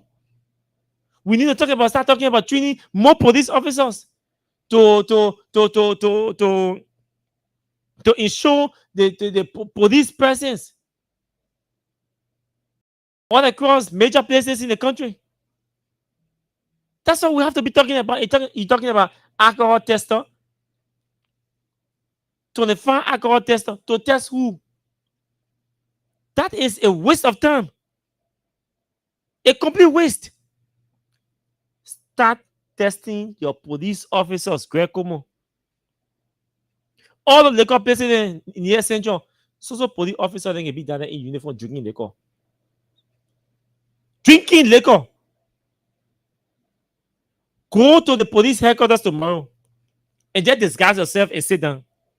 There is no entertainment. I mean, go there by 1 o'clock, 12, 1. You even go there by 10, you see police officers in those entertainment places drinking alcohol. And you're talking about 25 alcohol testers, and you're not going at the different places to test your police officers drinking alcohol, and you're talking about taxi drivers. Probably the police officers who will be using the tester will even be drunk. I don't know of any security group in the country that can drink liquor more than police officers. And on the job too. I don't know any security group that can drink alcohol than police officers. On the job. So you won't start testing people on the job for alcohol? Great, you have to start from the police. All the bad thing in the country here, it only increase in the police. Hats off to the good ones in the police, the decent ones, the professional ones, the ethical ones. I interact with them many nights. There are some I don't know Greg and take all the professional policemen and we serve them for internet. Because most of the ones I can interact with in the night, they can be professional. Most of them. Even though I encounter a few of them on certain occasions, that can misbehave and all of that. But most of them are not. They calm, they professional, they tolerant, Maybe he can keep them for in the night. But in the day, the ones I can encounter in the day, I have seen on multiple occasions policemen covering a taxi driver for violation. Not even criminal offense. Just violation. Police corruption is on the increase. And that's how we're going to open the line. Let's hear from you. What's new? What do you think is going to change in the house now that we have a new speaker?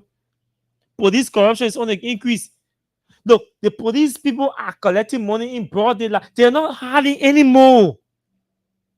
Police officers are no longer hiding to request and receive bribes from taxi drivers, from motorcyclists, from keke riders, to private car, private vehicle owners. The police officers are no more hiding to request and receive bribes from people in the street. They have their different corners that they can sit to count their monies. And those corners, all those corners that I personally know, where you see police officers sitting and counting their money, they get liquor, they're selling liquor there.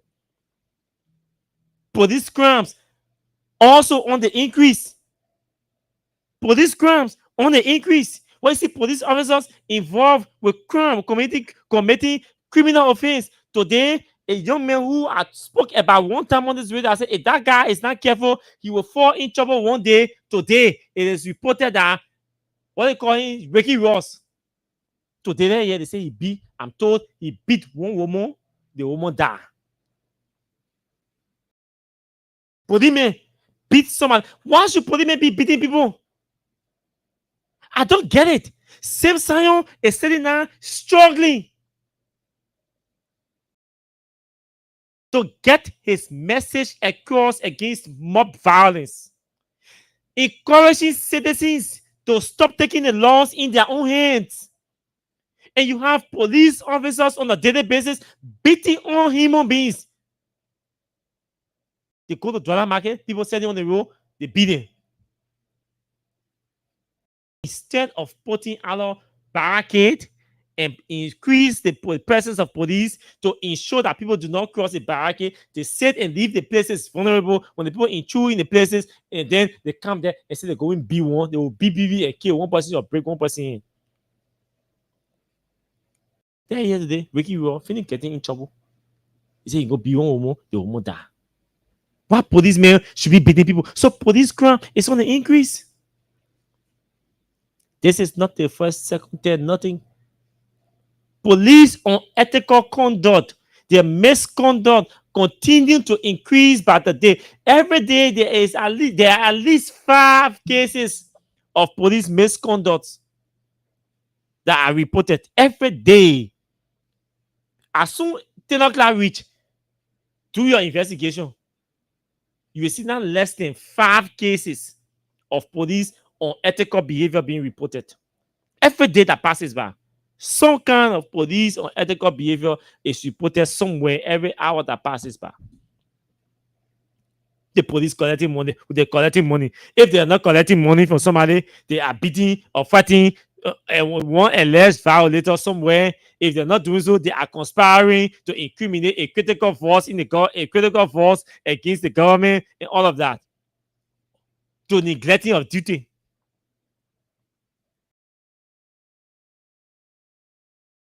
At times, you're in the street, you see some things, you say, well, what's going on?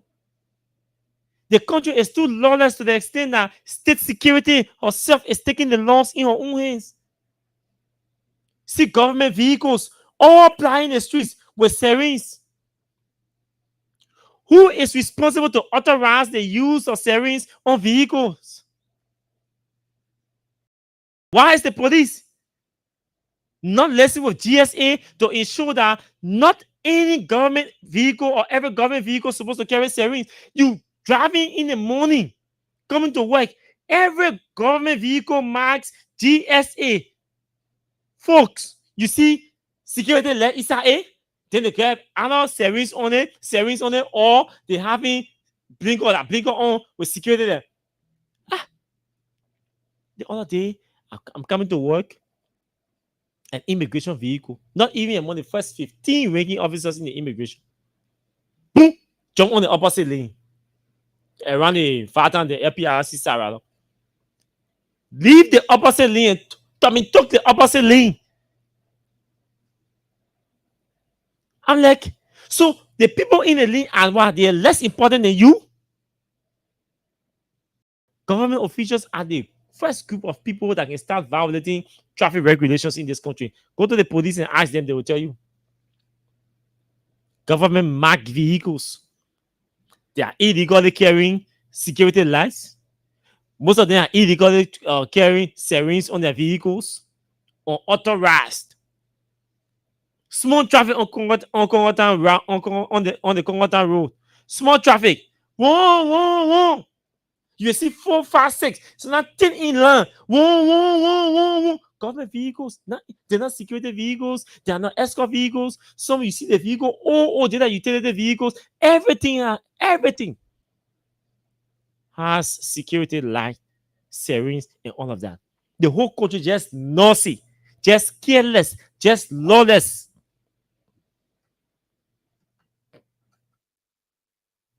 Completely lawless. And you see this from government officials. The other day, a government vehicle, my church mate, forwarded me a video. You see the vehicle. The driver is drunk. He ran into their view mirror. Never stop. It's a public health institute vehicle. Enfield vehicle. The driver is drunk. Ran into the view mirror of my church member vehicle. Did not stop until date. The only thing they did, they succeeded in doing video of the vehicle, so they got the license plate. And she had to communicate the information to her mother. Her mother, she would check and follow up to see who is the driver of that vehicle or who was riding the vehicle at that time.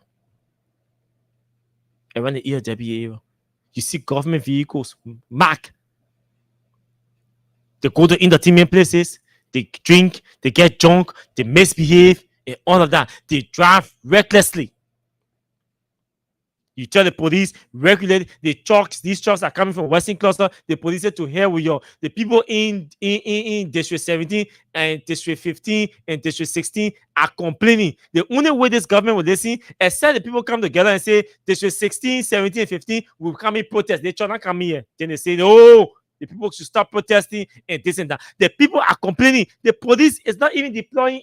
You don't see the presence of police officers in the night to regulate these trucks from Western Cluster. And then you're talking about alcohol test. Do you see how recklessly these drivers can be driving in the night? I thought there should be a highway patrol that is supposed to increase and intensify patrol, especially in that area, to ensure that those trucks can be well regulated to avoid accident. Or you waiting for one nasty accident one day, God forbid, before you say you suspending them or you put a police person. No speed breakers on all the roads, all the different corridors, from Poor River. No speed breaker to Ricks Junction, to Quaker Junction, to Plunker Junction. No speed breaker. And then come from Quaker to from Quaker to Plunker, from Plunker, sorry, to Quaker, from Quaker to Gifo, from Gifo to St. Gabriel, and then you go in the curve there, and then you fast approach VOA Junction, VOA, and then you go towards the Bauer College and all that Yellow Flower. All those different, those are active places where you have pedestrians always crossing the road. You have entertainment centers and businesses on the side of the road. There are people who go there to buy, people are living, and all of that. These trucks around 10 o'clock every night. I encounter them. The other day, the other one had to push me off the road, left his lane and running straight into me, just around the Kuwait area. You see these trucks in that number 10, 15, 20, they in line on excessive speed. No police presence. No police presence. Around the Wanwusu area, and then the transit focus of where you have Mamus, a famous entertainment center, and then there was Brovisto, and then towards Lokere, and then moving towards Iron Gate. The only place these trucks is stop. At times they don't even stop. As soon as the police people see them, they got some people police men that can call. My man, you are the people they under my control. So as soon as they see one truck in that line, they just open the checkpoint for them on excessive speed. Tire shop, Chevy gas station, and then you move straight towards the overhead bridge, and then towards Baghdad town. That is a whole community before they get to the bridge. And then when they enter Simple Bridge, forget it. That place they call LMC Junction or Man Looking First, and then LMC Junction, and then you go to Allen Clinic, and then to Kuwait and to Afan and Kuwait. Then they enter Douala. It's worst. It's worst. The people at Point 4, you open telephone line right now. The people from Point 4 will call and say, yes, these guys are reckless. Boma Bridge, Logitan Slimo, Seyon. They all will call tonight and say, those guys are reckless. What is the police doing? What is the highway patrol measure, public safety measure that has been put into place to ensure that these guys are regulated, that their speed limit can be regulated? We need to regulate the speed limit of those trucks that live in Western Cluster and coming to Monrovia. Yes, a disaster may just happen, God forbid, and then the government will start saying, oh, we regret, we hereby suspend it, and all of that. When that happens and the citizen wants to rise up, they say, oh, you can't do this, you can't do that. Now the citizens are complaining. Look, every day I decide to go anywhere I go in, especially in District 17 and District 16. My man, Austin, you can't talk about the truck. Chief Austin, you can't talk about the trucks. You can't talk about the police is doing nothing. I get confronted every day by people about these trucks. Just the other day, I drove to Pearl River. As soon as I got down, 2 or 3 persons identified me. They came to me. The first issue they raised, the people said the other day, they almost blocked the Pearl River Bridge to disallow those guys from entering their community because the way they can ride, the way they can speed. So the Pearl River Bridge onto Lake is easy. They take that baby stick, then put on a bridge around 9:45. No truck coming. Is that what you want? So the police should be concerned about these public safety measures, about these traffic control issues, and all of that. Some of the trucks do not even have good lights. And you're talking about you're bringing in alcohol tester to come be testing commercial drivers. How many commercial drivers can you get 25 alcohol tester test every day? How do you regulate that to all your depots? Will you send them in the traffic to be doing random check, or will you be checking them or testing them on the basis of complaint or on the basis of suspicion? We need to grow up. We need to develop. We are still acting like we're not normal human beings in this country. Our officials are still behaving abnormal. We do not appear like people, like leaders who have priorities. We chase little things. We settle for little. We celebrate little things that should not even be talked about or spoken about. That's what we celebrate, and we leave the bigger pictures. What kind of people are we? What kind of achievement do we want? What kind of country do we want? What kind of development do we want to see? How do we attain or achieve these developments or these ambitions that we have? We sit and celebrate little things. Imagine a country of over 5 million people that our police is celebrating 25 alcohol testers. You tell Greg Coleman, go make your report, your 1-year report, you will take 25 alcohol testers and put it in our report and say, this is part of my achievements. We're able to lobby and we brought in 25 alcohol testers. A country of 5 million people is celebrating, the police is celebrating. In a country of 5 million people, 25 alcohol testers that even one human being can sit down and buy. Because I want human being donated those testers. I'm for an alcohol tester. In fact, that's the lowest grade here. Then you take $5,000 a year, go sit down in China and say, produce 20 to 25,000 alcohol testers for me. And they will produce it for you right in China and you bring it by here. That is today, our police, 5 million human beings in the country, our police celebrating 25 testers. Hey, our minds are still not getting there. We're not catching it. We're not catching up to realities. The other day, Mr. Barker brought the lady from Barbados here, the president. A country of less than 1 million people. See the people budget. I think they're hitting $4 billion budget now. A country of less than 1 million people is talking about hitting $4 billion. That budget, the annual budget is hitting $4 billion. We are a country of 5 million people. We are still chasing to reach 1 billion, our budget.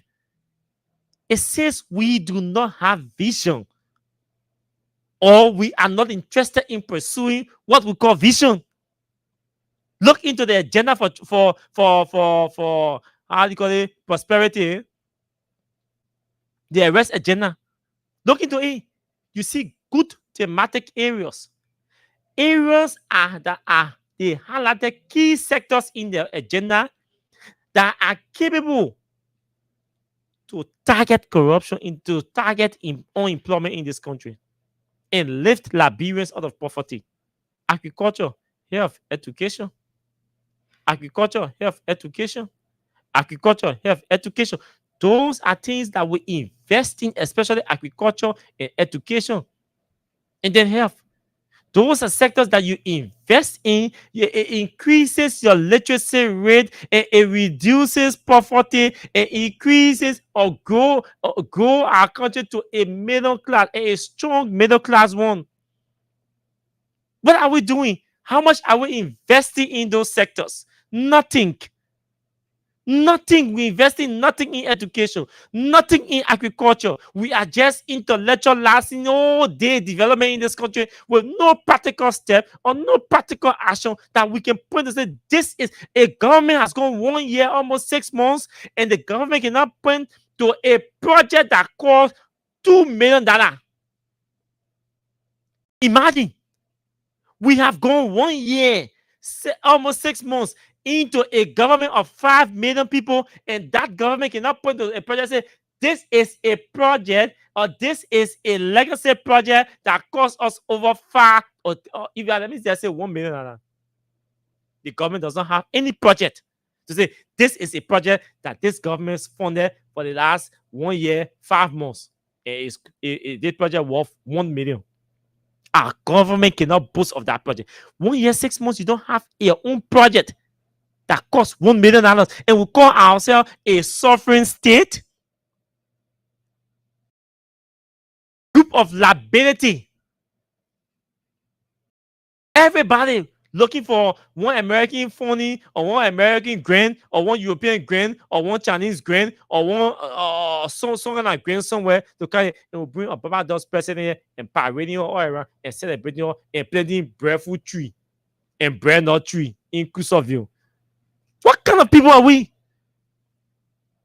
So when it comes to trace or heritage, we make that a national event and parading her all around and issuing multiple press releases and press statements every day when people are living in abject poverty, and you go to Crusoeville to plant breadfruit tree and bread nut tree, and you say because one Barbados president comes to your country to trace her heritage.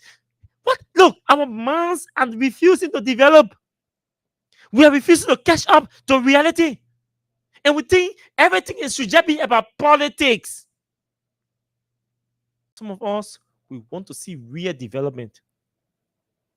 Real development. Tangible. Legacy project that we want to Joe back and put him back. I said, Mr. President, thank you. The government has not able to point to one project and say, this is a legacy project of Joe Barker administration.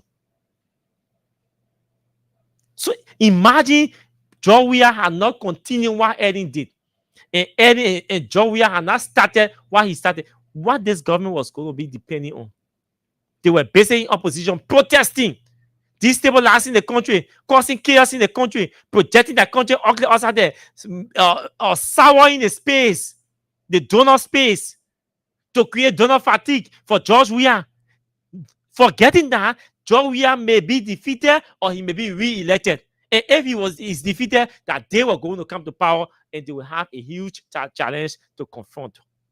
Today, they are confronting the challenge. Then they say, you're bear with us. George Weah spoil the country. How George Weah spoil the country? If we are looking for people who spoil the country, you're spoil this country for George Weah. Everything you're planted to make George Weah government ugly. Just because they say George Weah government mean that George Weah family get the government. Now, you created donor fatigue all around. You created sourness in the faces and in the mouths of all the partners, the same partners that you guys will come or should have come to depend on. They all gone. You go beg GRZ to come back now. You go beg Oxfam to come back.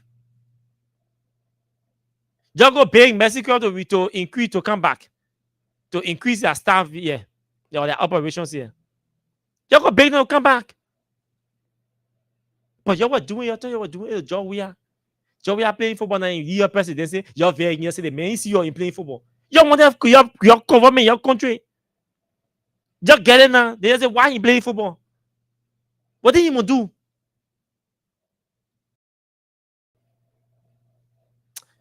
My people, what do you think is a prospect that we can rely on with a broken legislature, an arm twisted and significantly compromised judiciary,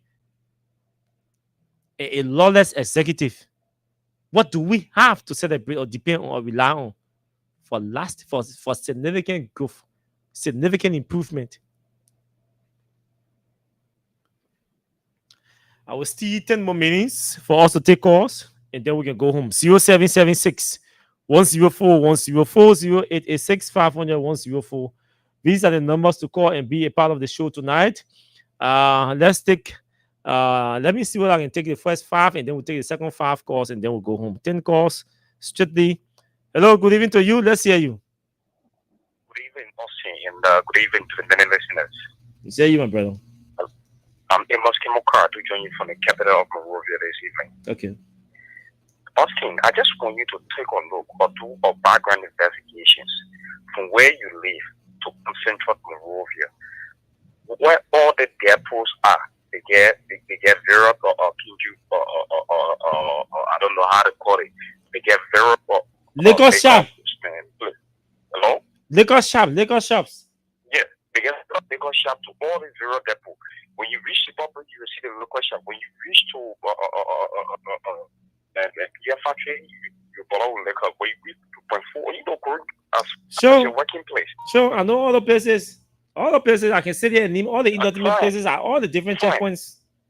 Fine. As a police officer, you well unified. You go, you sit down in the club. You entertaining yourself. And they say they bring it in and they say they're bringing 25 alcohol testers. That was the need to go test the police officers. They really the questions that they asked today. One of the aggressive police officer ever when you were assigned, because I'm a transaction rather, when you were assigned to and then you so fat. Oh, I was scary. That I used to witness that every day. You see him boxing motorcyclists, taxi drivers. Give me the key. Yeah. Buy your car. For sure. Yeah, that kind of aggressive way.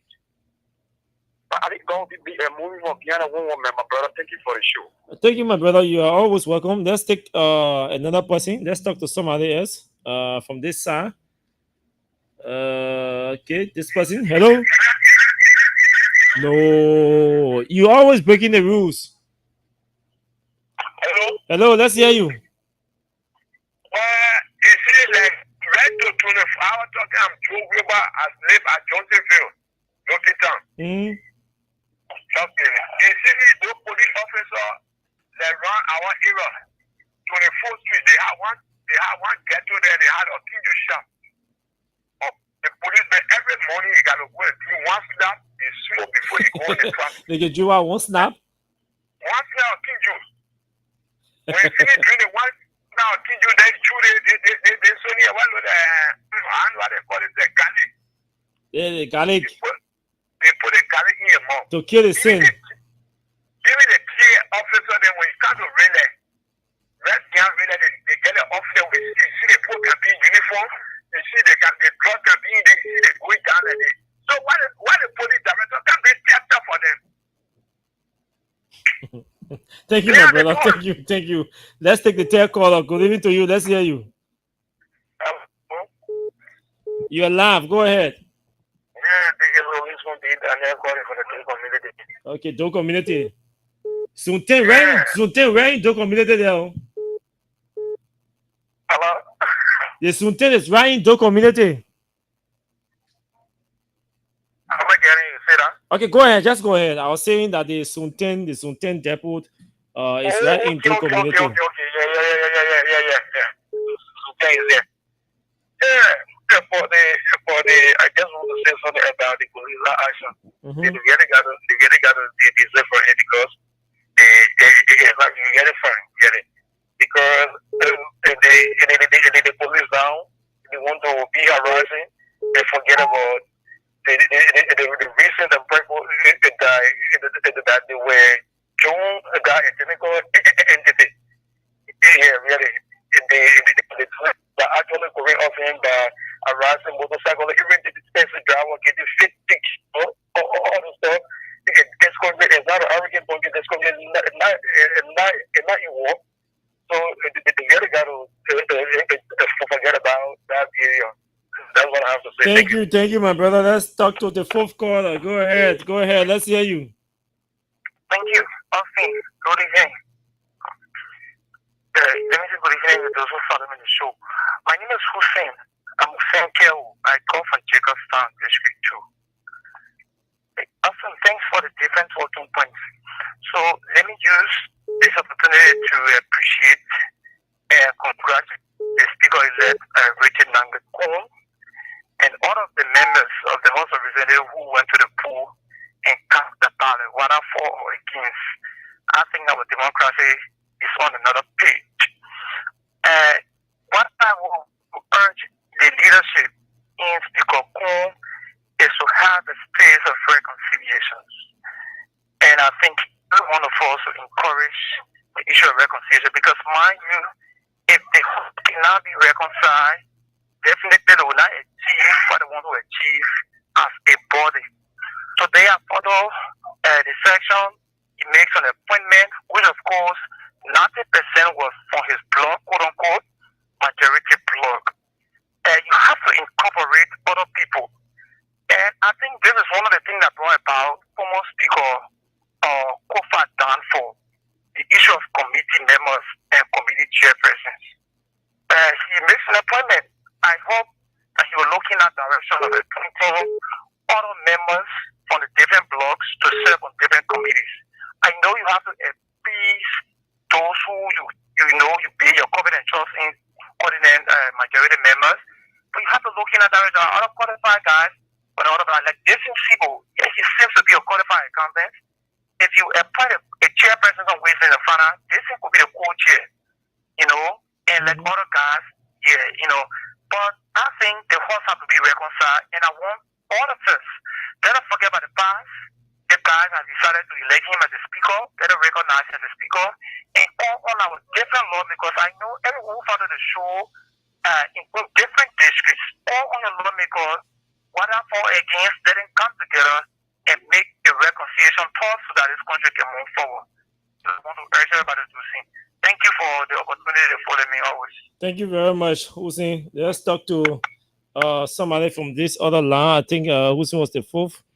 Okay, let's see from the I saw a call on the WhatsApp. I want to take a few WhatsApp calls, maybe 2, and then we can go home. Let's hear this person. Go ahead. Hello, you're live, and please move away from your monitor. Yeah, hello. Please go ahead. Yeah. Good evening to you. Go straight to the point, my brother. Yeah, for me, I want to say that the people are not working at all. Most of the people these days, the money job police, they have a keke. They want to see you, they hold you, give me a lesson. You'll be getting all your document for her, but they'll hold you and take money for you. That's what I got to say. Thank you very much. The whole money for you, take a document, whole money for you, and go. Let's hear you. Go ahead. Yeah, good evening. How are you? Yeah, I'm for Southern Rush. Trying to come up with you. Hello? Quickly, we're listening. Let's hear you. Yeah, thank you, bro. I don't want to speak with the speaker issue. As you were going to say, I was democracy, I thought I was broken. By election, if you listen to Ricky Koon, he only say he really offends the class, he really offends. And once he talks all this, once I believe for his book. And there are things that we expect of Ricky Koon to speak on what he did. So we're still looking for our democracy is struggling, as you said, and we should see a better life for the very soon time. Thank you. Okay.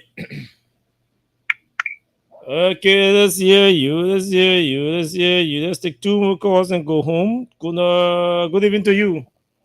Yeah, Brother Austin, thank you for the show today.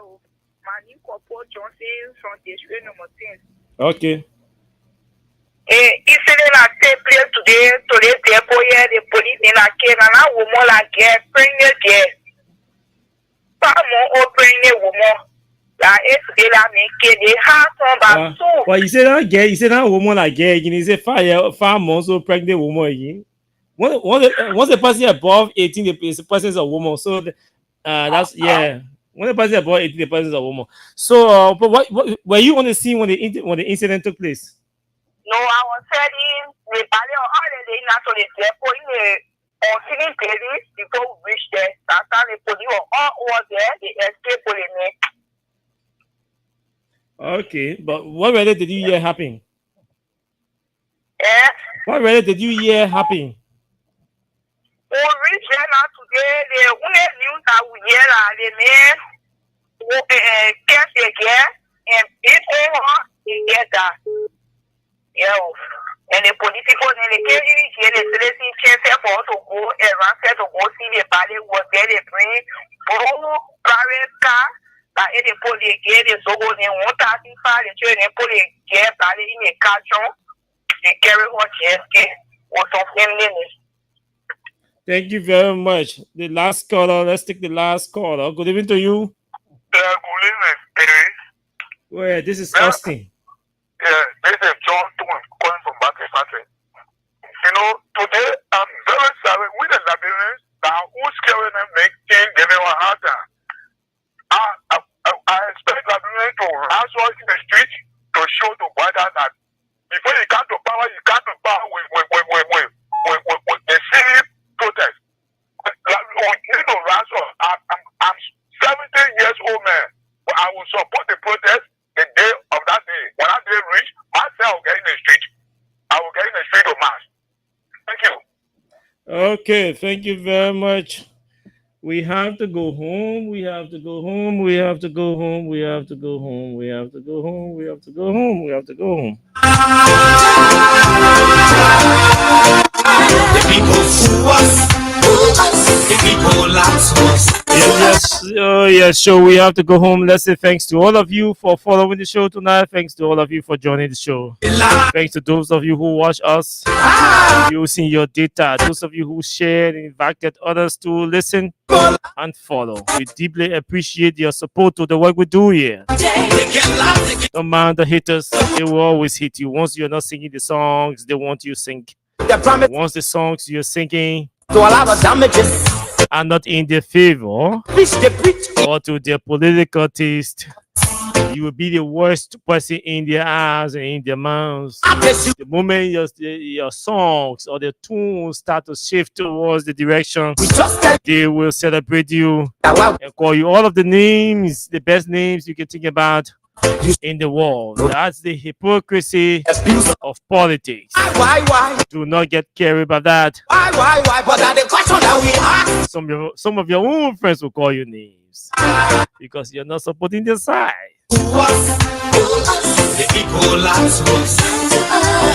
Some of the people who you even train and educated from different places, different workplaces, will call you names. But that's the beauty of democracy. Whatever the case is, it was nice being here. It was nice having all of you on our voice tonight. We shall be back here on Thursday by God's grace. Until then, enjoy yourselves Telling you, brother. So where are the schools? in your respective corners. They say they go have fun, but they too step. Bye-bye. The people tired with their rhetoric. The people tired, they tired. You see the reason why we ask why the government betray. They have enough of time, but yeah, them stay they delay. People suffer.